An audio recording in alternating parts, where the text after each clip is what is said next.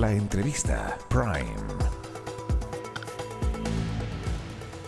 ¿Cómo están? Gracias por acompañarnos. Bienvenidas, bienvenidos, buenas noches. Después de la revisión de la actualidad de Mega Noticias Prime, llega el momento de revisar la entrevista Prime, que esta noche vamos a tener junto al diputado de Renovación Nacional, Diego Chalper, desde el Congreso. Diputado, ¿cómo le va? Buenas noches. Hola Juan Manuel, buenas noches. Diputado, voy a partir con la situación compleja, ¿no?, que ha tenido que enfrentar hasta hace algunas horas presidente de la UDI, partido socio, ¿no?, de Renovación Nacional, dentro de Chile Vamos. Déjeme preguntarle primero, ¿cómo es que llegamos hasta aquí? ¿Cómo es que llegamos hasta aquí en una situación, digamos, desde el punto de vista de una crisis política, cuando uno podría haber imaginado que era posible de evitar? Sí, bueno, a ver, en política, Juan Manuel, obviamente los errores tienen consecuencias. Hoy día el senador ha reconocido que cometió un error y si uno mira la cronología del día, se da cuenta de los tres momentos principales, en mi opinión. Primero, el mensaje de nuestra... Hoy día la persona que ejerce más liderazgo en la coalición, que es Evelyn Matei, donde ella claramente pone el foco donde yo creo que tiene que estar, que es en la protección de las víctimas, especialmente cuando estamos hablando de niñas, niños y adolescentes. Luego el senador Macaya, que reconoce el error, que yo lo resumo en haber trasladado algo que era estrictamente judicial a la arena política, porque cuando se mezclan los planos, evidentemente lo que se produjo fue eso. Y lo tercero, me parece a mí que con la renuncia del presidente de la UDI, esto vuelve a donde tiene que estar, porque digamos las cosas como son, ni la política, ni en general la ciudadanía, respecto a los fallos judiciales, tiene que hacer algo distinto a acatar los fallos. Y me parece a mí que esta idea de comentar los contenidos, de comentar los medios de prueba, trasladó una cosa que era estrictamente judicial a la arena política y me parece que con la renuncia del senador Macaya esto vuelve a su lugar donde tiene que estar, que como ha dicho el ministro Cordero incluso, es en el ámbito judicial. ¿Qué tanto daño hace este error a Chile Vamos? Bueno, a ver, yo creo que permitió que la alcaldesa Matei marcara un punto, que por lo menos para mí marcó un punto de inflexión hoy día. Usted sabe muy bien que a primera hora de la mañana uno marca la pauta noticiosa y me parece a mí que hubo una intención de ejercer liderazgo. Produce evidentemente mucha confusión con el paso de los días, pero me parece que esto de haberle puesto coto, de haber terminado como tenía que terminar, en el sentido de devolverlo al ámbito judicial, creo que es lo que tenemos que reforzar. Mire, yo empatizo con que hay veces que hay momentos complejos, especialmente cuando uno está en política. Porque cuando está en política, Juan Manuel, los hechos personales a veces se transforman en hechos públicos. Pero donde no se puede confundir ni un minuto es que cuando usted está actuando como desde la política, tiene que dejar sus temas personales de lado. Y me parece que el senador Macaya cometió un error en ese sentido, lo ha reconocido y en buena hora esto ha vuelto al ámbito judicial, que es donde tiene que estar. Claro, ahora, el tema es que él reconoce el error respecto de un punto en particular, el haber hecho mención a una de las víctimas, aclarando que no era familiar, que no era nieta, pero en estricto rigor el reconocimiento del error en lo profundo, que es básicamente desde donde ha sido emplazado por montones de sectores, no es solamente comentar una resolución de la justicia, sino que no ponerse del lado de las víctimas propiamente tal. Allí no ha habido reconocimiento respecto de ese error, que es el gran cuestionamiento que ha recibido en las últimas horas, y no solo desde el mundo político, sino que también desde el mundo social. Bueno, mire, yo por eso destaco tanto lo que hizo Evelyn Matei, que precisamente por lo que usted dice, tuvo tanta importancia a principio del día. Me parece que cuando Evelyn Matei pone el foco donde tiene que estar, que es en el resguardo de las víctimas, cambia inmediatamente el escenario. Y a partir de ahí, me parece a mí, el senador Macaya se ve la necesidad de reconocer el error y obviamente el desenlace que hemos conocido. Entonces, a mí al menos yo aquí no me pierdo ni un minuto y es lo que he dicho siempre. Primer principio, protección de las víctimas y estudiar a fondo las causas para ver las responsabilidades. Segundo, no comentar los fallos judiciales y acatarlos. Y en tercer lugar, y muy importante, es entender que cuando uno está en política hay que ser extremadamente riguroso en respetar la autonomía del Poder Judicial y me parece que aquí en este caso hay mucho que sacar lecciones, especialmente en nunca cruzar la línea de entender que los fallos judiciales no se comentan, sino que se acatan. Ahora, si usted dice que lo comprende así desde el minuto uno, ¿no?, y desde el principio, déjeme preguntarle, ¿por qué tardó también su propio partido y usted mismo en reaccionar a una entrevista que partió el domingo en la mañana? Esto está ocurriendo, digamos, ya en día martes. ¿Por qué no durante el domingo o, si se quiere, por último, el lunes, una declaración institucional que marcara una distancia respecto a la postura del presidente de uno de los partidos socios de Chile Vamos? ¿Por qué demoraron tanto también como conglomerado político? Mire, nos pareció que aquí lo que correspondía en primer orden era que el mismo Javier Macaya y la UDI tuvieran una reacción porque ya era muy evidente que se había cometido un error. ¿Se lo dijeron, perdón, se lo dijeron así, se lo plantearon el lunes, que tenía que hacer una rectificación? Mire, siempre, Juan Manuel, esas conversaciones institucionales se desarrollan a través de las mesas de los partidos, pero lo importante está en que dado que esto fue avanzando negativamente y no hubo una reacción, me parece que la primera reacción la hace Evelyn Matei. Mi partido hoy día hace una declaración que en la misma sintonía de Evelyn Matei se pone del lado donde tiene que estar en materia de las víctimas, y me parece que el desenlace lo que ha permitido es poner las cosas en su lugar, que es que las aristas judiciales estén en los tribunales de justicia y desde la política simplemente nos circunscribamos a respetar la autonomía del Poder Judicial, no comentar los fallos y acatarlos. Ya, sí, diputado, si lo que cuesta entender es que si ustedes tienen esa profunda convicción, ¿por qué no sacar la declaración al minuto 1, independientemente de lo que pensara el presidente de la UDI? ¿Por qué no aclarar que ustedes tienen una posición distinta? ¿Por qué no hacerlo desde el minuto 1? ¿Por qué tener que esperar que la candidata presidencial? Se lo pregunto porque la sensación que queda es que más bien fue, ya que lo hizo Evelyn Matei y que pareciera haber tanteado el terreno sobre cuáles fueron las reacciones, aparecen todos después sumándose por detrás, pero no fue esa la reacción que vimos el día domingo. El día domingo hubo silencio, el lunes silencio, solo el Partido Republicano. ¿Por qué costó tanto que ustedes emitieran una declaración si existe una convicción tan profunda en un tema tan delicado, diputado? Mire, imagino, porque esto tiene que ver mucho con las vocerías institucionales, porque al menos en lo que a mí respecta, en el canal que tengo, que es un espacio diario en radio, hice mis planteamientos, pero a nivel institucional, Juan Manuel, si usted me permite, me imagino que habrán esperado que lo hiciera el directamente involucrado, que en este caso es la UDI, y después ya cuando eso no acontece, me da a mí la impresión que como lo hace la alcaldesa Matei, y quizás hubo algún tipo de coordinación que desconozco, lo hace también la coalición completa. Yo, en lo que a mí respecta, hoy día no tengo vocería institucional, pero lo que sí le puedo decir es que en el espacio que yo tengo, que es un espacio radial diario, hice el planteamiento que es el que he hecho siempre, que es que aquí hay tres principios que hay que respetar.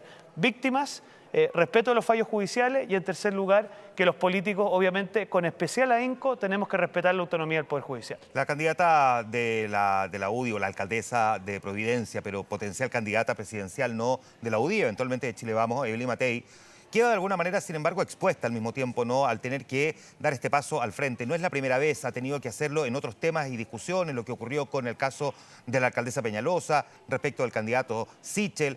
¿Cuán expuesta, por ser candidata anticipada, cree usted que está al mismo tiempo también Evelyn Matei? Digamos, miremoslo desde esta otra óptica, ¿no? Tiene ese liderazgo, pero al mismo tiempo la expone. Es que si me permite a mí, Juan Manuel, mi opinión, que la he dicho siempre, yo lo entiendo al revés.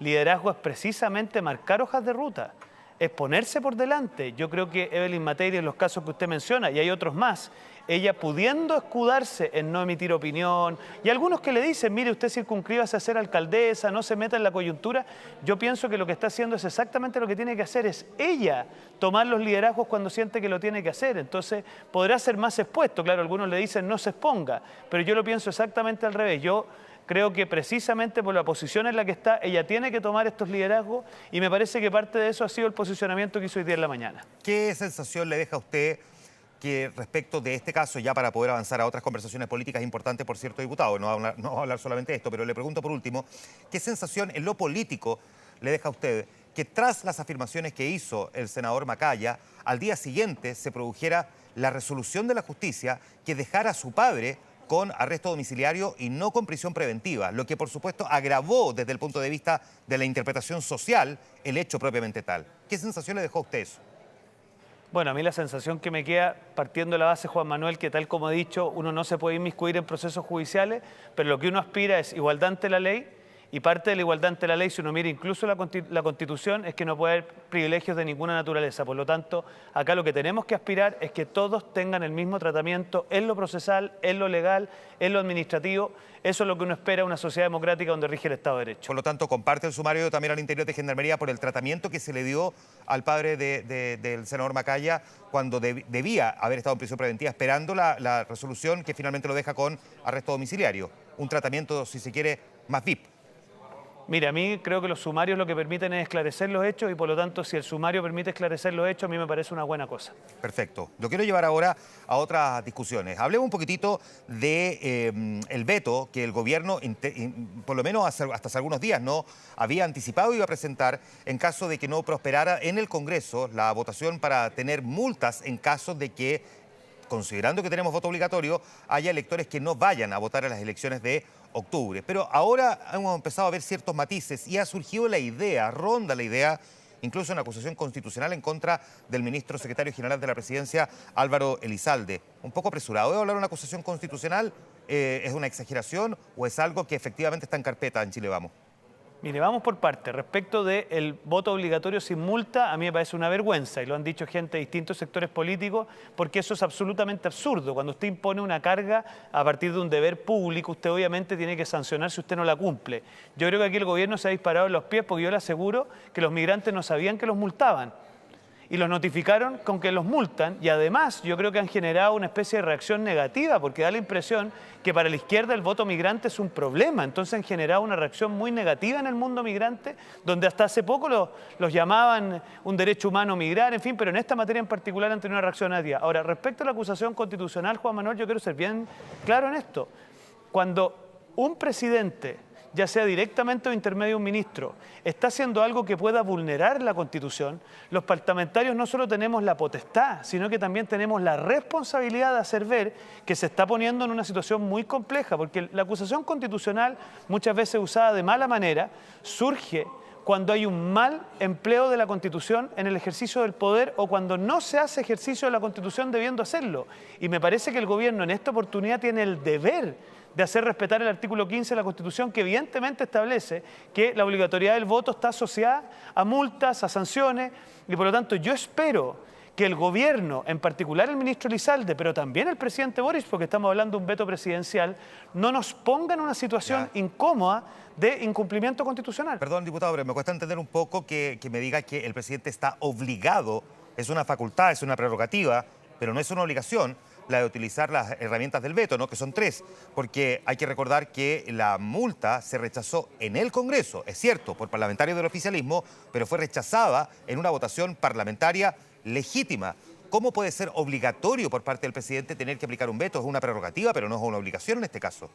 Mire, es buena su pregunta, porque lo que dice la Constitución es que el mandato constitucional es cumplir y hacer cumplir la Constitución. Por lo tanto, vinculado con el artículo 5 de nuestra Constitución, que además establece respetar, pero también promover, le impone al Estado no solamente una acción de inhibir posibles vulneraciones, sino que además disponer las herramientas constitucionales y legales que se tengan para hacer cumplir la Constitución. Entonces, estando el presidente en posición de ejercer una atribución constitucional, si no lo hace de desprofeso, yo creo que podría abrirse un espacio para el artículo 52, que es precisamente el que regula la responsabilidad constitucional de los ministros y del presidente. Entonces, yo creo, esta es mi interpretación y obviamente habría discusión sobre el punto, que si el presidente no hace uso de las herramientas que la Constitución le franquea para hacer cumplir la Constitución, como lo dijo hoy día por lo demás el senador Walker, se puede poner en posición de incumplimiento de un deber. Ahora, y en ese caso entonces, si es tan cual como usted lo describe, tan lineal, ¿por qué entonces no presentar una acusación contra el presidente de la República? ¿Por qué utilizar al ministro Álvaro Elizalde? Bueno, es una pregunta interesante que vamos a tener que discernir, porque en estricto rigor, y ahí está lo complejo, el veto presidencial es una atribución que surge a través del presidente y se expresa a través del ministro. Entonces yo espero que todo pero esto... la prerrogativa la tiene el presidente, ¿no? Es del presidente, sí, sin claro, duda. ¿por qué acusar al ministro? ¿Qué pasa si el ministro dice, sabe qué? Yo no puedo obligar al presidente a aplicar un veto, punto, listo, se acabó. ¿Por qué amenazar con acusar al ministro y no, si efectivamente existe la convicción de que el presidente está incumpliendo un mandato constitucional, ir directamente y acusar al presidente? Bueno, a ver, si ese escenario se suscita, que entiendo la ministra del Interior hace algunos minutos ha dicho que el veto se va a presentar y que se va a presentar en 2 coordenadas, que es la obligatoriedad con multa más irrenunciabilidad de los feriados, entiendo que toda esta disyuntiva no se nos va a presentar, pero sí quiero sentar un precedente.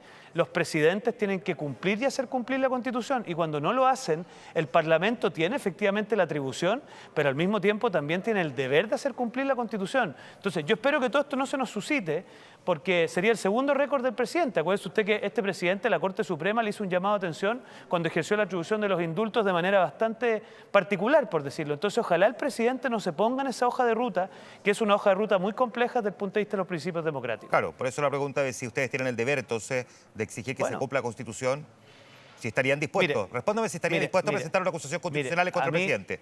A mí, Juan Manuel, no me va a temblar la mano para ejercer la atribución de la acusación constitucional si el presidente se empeña en incumplir la Constitución. ¿Cuál veto aprobarían ustedes a todo esto? Mire, a mí el que me acomoda... ¿Cuál es el que le acomoda? Claro, a mí el que me acomoda, Juan Manuel, y me imagino que le acomoda a la inmensa mayoría de los chilenos, es voto obligatorio con multa, menos plata para los partidos, que eso ya está sentado, Sí. y en tercer lugar que los feriados sea posible combinar, ya que son dos, que las personas puedan generar turnos internos, pero que no sean irrenunciables, porque para el comercio esto es extremadamente complejo. Entonces, para mí, el mejor de los mundos era lo que pidió el CERVEL, 2 días, que sean renunciables para que haya posibilidad de que las personas puedan efectivamente ejercer su voto y hacer turnos a través del comercio, y que el voto obligatorio sea con multa, como por lo demás lo han entendido intelectuales y tratadistas de los distintos sectores políticos. Despejemos también la discusión por si acaso alguien se perdió en este tráfago informativo, porque da la sensación de que las noticias de anteayer eran como del año pasado, ¿no? Porque estaba todo tan intenso. ¿Qué ocurre en el caso de los extranjeros? De los extranjeros que tienen posibilidades de votar en Chile. ¿Qué ocurre con ellos y la multa?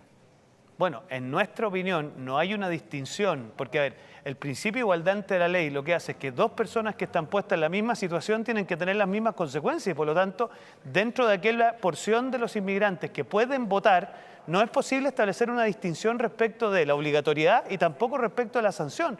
Por lo tanto, nos parece que toda esta tesis que han enarbolado, que quien mejor la ha criticado por lo demás es Carlos Peña, es absolutamente artificial. Entonces, yo espero que el gobierno deje de generar este problema, diga, mire, oficialismo y gobierno, porque aquí va a ser importante, lo que faltaría, pues, Juan Manuel, es que presenten un veto que termine siendo aprobado por la oposición sin los votos del oficialismo, y en ese caso ya de frentón, bueno, déjenos a nosotros sentados en la cabina del avión, ¿no? Pero si es que el gobierno quiere dejar de generar tanto problema, obligatoriedad del voto, igualdad ante la ley y todos con multa, porque me parece que eso por lo demás es lo que todo el mundo ha entendido siempre. Déjeme preguntarle cuánto de cálculo electoral también hay detrás, ¿no?, de hacer exigible en la práctica vía multa que todo el mundo vaya a votar, porque sabemos que la votación voluntaria tiene un sesgo de clase. Eso es un hecho que está probado, está demostrado, ha quedado en evidencia, y hemos visto al mismo tiempo que cuando los sectores más vulnerables van a votar, al menos en las últimas elecciones, han favorecido más a su propio sector. ¿Cuánto de cálculo electoral también hay en esto de multa para quien no vota?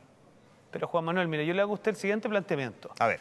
En el 62% del rechazo, evidentemente los sectores populares votaron por el rechazo. Así es. Pero en el proceso constitucional anterior, uno podría decir que votaron por una posición distinta a la que nosotros defendíamos. Entonces yo no sé por qué el gobierno le tiene tanto miedo a ese votante obligatorio, porque la verdad es que ha votado de manera bastante disímil en las últimas 2 elecciones que han sido con voto obligatorio. Entonces yo le diría al gobierno, no le tengan miedo al voto obligatorio, porque el votante obligatorio es un votante moderado que vota normalmente por las cosas que más o menos parecieran ser las que están en una cosa de moderación, de más posiciones de centro, porque a diferencia del voto voluntario, que es un voto que tiene más intensidad, suele ser un voto más ideológico. Entonces yo le sugiero al gobierno que le tenga menos miedo al voto obligatorio, porque me parece a mí que ha contribuido a moderar la discusión. Y por lo menos yo siempre, Juan Manuel, he estado por el voto obligatorio, lo estoy desde tiempo aquello donde debatía incluso con Cristian Larroulé cuando era ministro en Piñera 1 y defendía el voto voluntario. Yo ahí estaba por el voto obligatorio porque creo que uno no puede ser parte de una sociedad, Juan Manuel, y pretender tener derechos y sin embargo no tener obligaciones. Ya, pero de todas formas, ¿hay algún cálculo electoral que se haga en su propio sector respecto de la diferencia que ocurriría con un voto voluntario versus un voto obligatorio y la ausencia de sectores más vulnerables que no vayan a votar? Yo por lo menos creo que no, porque además eso se ha repartido de manera bastante disímil en las últimas 2 elecciones. Así que yo llamaría a la gente de la izquierda que sí está haciendo ese cálculo, que esté tranquila, que deje que la gente ejerza su derecho a voto y que no se puede ser demócrata de temporada. O sea, en ciertas temporadas se es demócrata y en otras temporadas no se es demócrata. No, hay que ser siempre demócrata. Oiga, diputado, en estos últimos días también hemos tenido una arremetida bien dura en contra del Ministerio del Interior, la ministra y los 2 subsecretarios, ¿no? Incluso a quienes lo han emplazado a presentar la renuncia, especialmente por el dramático fin de semana anterior, ¿no? Entre domingo y martes tuvimos tragedias que provocaron prácticamente 20 muertos y 2 particularmente dolorosas y de alto impacto, ¿no? Quilicura y Lampa. ¿En qué posición están actualmente, habiendo pasado ya ese impacto, ese shock que generó esta gran cantidad de muertos en muy pocos días? Porque lo que vimos fue una exigencia de básicamente que se vayan todos. ¿En qué posición está actualmente su partido, o al menos usted? Mire, yo le hago la pregunta a los que nos están viendo en su casa. Hace más de 400 días, a propósito de un episodio muy dramático del fallecimiento del Cabo Palma, implementaron el programa Calles sin Violencia y nos dijeron que ese programa iba a resolver el tema de los homicidios. Habiendo transcurrido ese diseño y esa implementación, la verdad es que la situación es igual o peor. Por lo tanto, yo hago la pregunta al revés. Si el diseño implementado y el equipo que está haciendo la implementación no ha dado resultado, si no sale el equipo, quiere decir que el jefe del equipo, el presidente, está conforme con el equipo.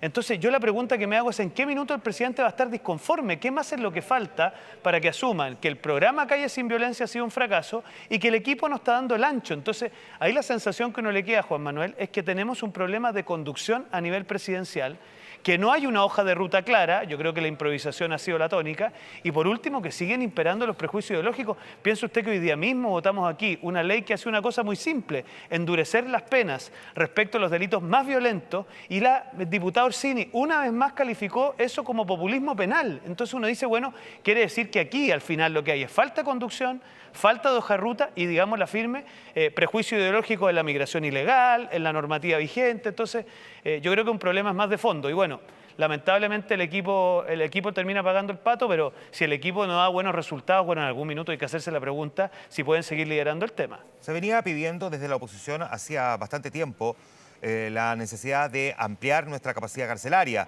que tuviésemos más plazas y, de hecho, cárcel de máxima seguridad. El debate ha estado en torno fundamentalmente al emplazamiento, a la ubicación de la cárcel. En su opinión, ¿es Santiago Centro el lugar en el que debería estar la cárcel? Mire, cuando empezó este gobierno, nosotros le hicimos llegar 100 propuestas al gobierno. Una de esas, aumentar la cantidad carcelaria. Yo a principios de este año, junto al diputado Longton, nos juntamos con el ministro Cordero para estudiar este tema y avanzar en concesión de cárcel, en automatización. Por lo tanto, a mí no me parece un tema nuevo. Y anuncian una cárcel de alta seguridad con un nivel de improvisación total, al punto de que una alcaldesa del oficialismo se permite salir a contradecir al presidente de la República y a los ministros. Entonces, ¿A contradecirlo en qué sentido? Perdón, ¿en qué sentido lo contradice? Oye, salió a contrastarlo. O sea, no, pero no lo contradice. Ella dice que no quiere la cárcel. Lo que es dicho por el ministro de Justicia, bueno, es razonable. Ningún alcalde quiere una cárcel en su propia comuna. Usted comprenderá, Juan Manuel. Pero eso no es contradecirlo. Eso es tener una opinión distinta. Bueno, pero concédame que si el presidente de la República llama a un alcalde oficialista, que entiendo que eso es lo que ocurrió, y le dice, mire, vamos a tener que hacer esto aquí, si hay un mínimo de cohesión interna, un mínimo de sentido de responsabilidad, esa alcaldesa entiende que es parte de los desafíos de formar parte del gobierno. Eso ocurriría, perdón, eso ocurriría también si el presidente de la República toma el teléfono y llama al alcalde de Chile Vamos y le dice, ¿sabe qué? Ustedes que están pidiendo que hagamos más por la delincuencia y por lo tanto vamos a instalar la cárcel en una comuna encabezada por un alcalde de Chile Vamos, entonces el alcalde no se va a oponer. O sea, yo me imagino que esto se trabaja políticamente cuando no es improvisado para entender que formar parte de una coalición de gobierno tiene beneficios, tiene ventajas, tiene responsabilidad también, o sea, que tiene costo. Mi pregunta es distinta, diputado, mi pregunta es distinta. Mi pregunta, o sea, por lo que usted me está diciendo, es que el presidente solo podría construir una cárcel en una comuna que sea encabezada por un alcalde del oficialismo. Mi pregunta es distinta. Si el presidente entonces, ejerciendo eso que usted mismo dice, llama a un alcalde de oposición y le dice, vamos a instalar una cárcel en su comuna por estas razones, ¿significa que el alcalde entonces de Chile Vamos no podría oponerse? Yo digo dos cosas con lo que usted ha dicho. Respecto de un alcalde de oposición, me imagino que habría que hacer un trabajo político previo para, de alguna manera, socializar esto y dejar caer bien. Y respecto a un alcalde oficialista, yo no digo que no esté obligado, pero ¿dónde queda clara la improvisación? No sabían en qué comuna. Dicen haber llamado a una alcaldesa oficialista, pero la alcaldesa sale inmediatamente a contradecir con un nivel de violencia absolutamente intenso.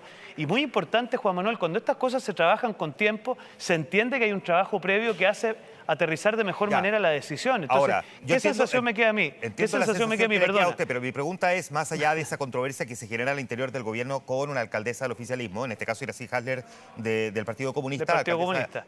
Que por lo demás siempre están en contra de todo, así que no veo cuál es la novedad. Sí, por eso mismo no sé por qué lo destaca tanto, digamos, no sé dónde está la noticia ahí. Pero es que siempre hay que destacar el nivel de contradicción del Partido Comunista. Pero ¿a usted le parece que Santiago es la ubicación correcta para esta cárcel, considerando que efectivamente ya existe la musculatura de trabajar con el Centro de Justicia, de no arriesgar que los traslados eventualmente puedan producir fugas o algo por el estilo? ¿Le parece que ese es el lugar correcto? Mire, yo creo que el ministro Cordero ha tenido un real empeño en el tema cárcel, inhibición de celulares y otras cosas más. Si él ha estimado que el espacio más proclive a que esto salga bien es Santiago Centro, lo ha hecho sobre la base de argumentos técnicos y una reflexión profunda. Por lo tanto, yo entiendo y comparto ese juicio y espero que la alcaldesa Hasler, más allá de decir que hay una zona de sacrificio, imagínense el nivel de declaraciones que hace, entienda que aquí hay un desafío colectivo que se enmarca bien en la zona que el ministro de Justicia ha estimado. Yo en eso, la verdad que considero que lo que ha hecho el ministro Cordero es de una seriedad que llama la atención en este gobierno. Déjeme llevarlo ahora a las elecciones municipales en los próximos días. Día lunes no hay que inscribir las candidaturas. ¿En qué pie está Renovación Nacional en las negociaciones? Y déjeme preguntarle si además, porque eventualmente podría quedar esta sensación, Renovación Nacional aproveche el mejor momento versus la situación compleja que está viviendo la UDI. Mire, Renovación Nacional, lo decíamos en el Consejo General, tiene una responsabilidad muy importante porque es un partido ancla, así nos muestran las cifras, entre los mundos de centro y los mundos tradicionales de la derecha, porque hemos sido el partido de la ley Naín Retamal, que de alguna manera se refiere, lo mismo con el proyecto de ley de inmigración ilegal, que le habla a públicos que esperan una postura vehemente en materia de seguridad, más de derecha, y también hemos sido aquellos que hemos impulsado, por ejemplo, el Estado social, y hemos impulsado otras políticas que dialogan más con sectores de centro. Entonces, Renovación Nacional tiene una responsabilidad angular en articular estos mundos detrás de un acuerdo que modestamente yo he llamado Unidad por el Cambio, candidatos únicos competitivos. Entiendo que en la gran mayoría de las comunas estamos llegando a eso. Entiendo que han habido ciertas reuniones con el mundo de demócratas y amarillos y también con republicanos para caminar a eso. Y espero que hoy día más que nunca, el minuto en que el gobierno del presidente Boric muestra total desorientación en el principal tema para la ciudadanía como es seguridad, seamos capaces de tener un candidato único de oposición en cada una de las regiones y cada una de las comunas del país. Si no tienen un candidato único en cada una de las regiones y comunas del país, ¿significa entonces que es un fracaso? Es un fracaso la negociación. ¿Y cómo ve usted en ese contexto el ultimátum de republicanos entonces? Bueno, parte espero de las tratativas previas para producir un acuerdo. A mí me gustan las fotos finales y espero que la foto final que veamos el lunes nos permita decir que si no en todas, en la inmensa mayoría de las regiones y comunas del país, tenemos un candidato único de oposición. ¿Qué debería pasar con la gobernación de la región metropolitana? El candidato más competitivo vaya. Ya, ¿y tiene una idea cuál podría ser el candidato más competitivo? Mire, yo sigo pensando y sigo... Mire, le voy a decir una cosa que A quizás me va a traer cola, pero si, por ejemplo, Paula Daza se animara, ¿por qué no se puede animar a alguien de ese tonelaje, que sea indiscutible, que sea una persona con mucha popularidad y que, por lo tanto, realmente apostemos a competir en esa zona? Yo le recuerdo a los auditores en su casa que el señor Orrego hoy día es gobernador regional porque compitió con la izquierda y, por lo tanto, salió con votos de nuestro sector político. Entonces, competirle a Orrego es un desafío que no podemos soslayar y, por lo tanto, hay que buscar a alguien que tenga esa capacidad de lograr esa mayoría. Pero déjeme hasta ahí, Juan Manuel, porque ya me he metido en suficiente problema con esta última frase. No, acaba de proponer a Paula Daza, déjeme preguntarle, sin poner en cuestionamiento su evidente talento profesional, ¿no? En su propia área, ¿no? El de la medicina. ¿Cuáles podrían ser las capacidades políticas para gobernar una región como la metropolitana, que es bastante diferente? Yo que la vi en acción, liderando algo tan difícil como el control de una pandemia que le quedó grande a países muy desarrollados, no tengo ninguna duda que ella puesta a la cabeza de la gestión de la gobernación, de la gestión del gobierno regional de la región metropolitana, lo haría extraordinariamente bien. Última pregunta, diputado. ¿Considera usted que debe haber primarias en torno a las presidenciales? Si es así, ¿Renovación Nacional debería llevar candidato o respaldar a Evelyn Matei, que es evidentemente la candidata mejor aspectada de su sector? Mire, yo sé, algo que he aprendido es que cada temporada hay que verla de a una. Y la temporada 2024 tiene a Evelyn Matei muy bien aspectada. Creo que tenemos que aprovechar ese liderazgo que ella ha desplegado, que nuestros candidatos a alcalde y gobernadores regionales trabajen mancomunadamente con ella. Y la temporada 2025, Juan Manuel, se la dejamos al 2025. Perfecto. Diputado Diego Chalper, muchas gracias por conversar con nosotros. Que le vaya bien. Un abrazo, muchas gracias. Chao, Diputado Diego Chalper, de Renovación Nacional desde el Congreso, en esta entrevista Prime en Mega Noticias Ahora. Seguimos informándolo. Que estén bien. Buenas noches.